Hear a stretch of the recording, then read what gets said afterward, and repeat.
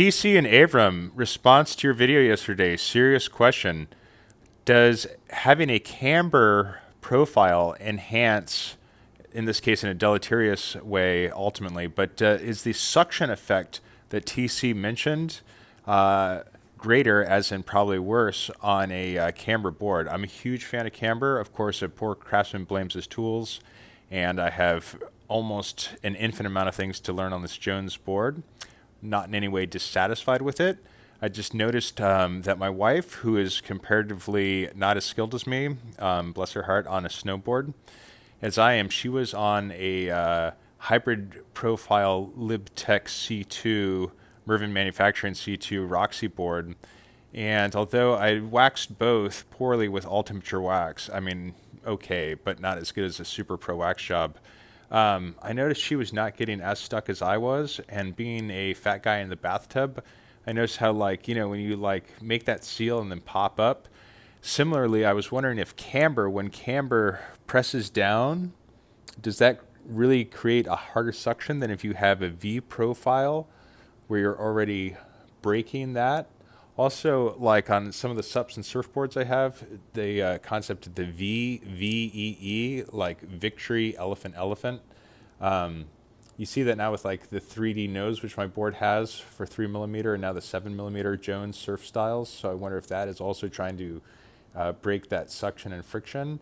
And then other question related to this is, do any boards come from the factory with a spring structure?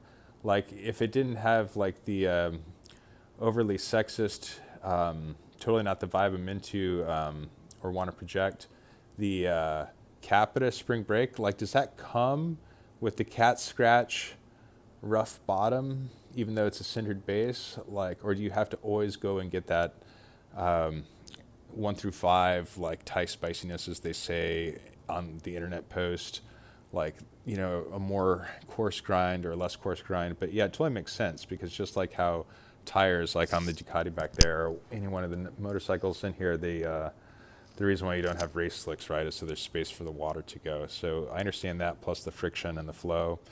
And then I also wonder if in the back in the day, like a really crappy scratched up board was naturally your spring slasher, because it had that that textured base, that structured base, excuse me, getting down with the vocabulary. But yeah, thanks for the work you do. And yeah, so in summary, it is, do camber boards create more suction in overly wet conditions, all other things being the same, versus something with a lot of V, or some sort of like resort V2 profile, C2 profile, something like that, or 3D nose, how that all impacts suction? And can you get a factory board structured? So if you just wanted to buy a board that's tuned from the factory for spring and never have to like mess with it in that sense, is that available? I guess you'd have to ultimately maintain it, but can you buy a spring structured board from the factory tuned that way? Thanks.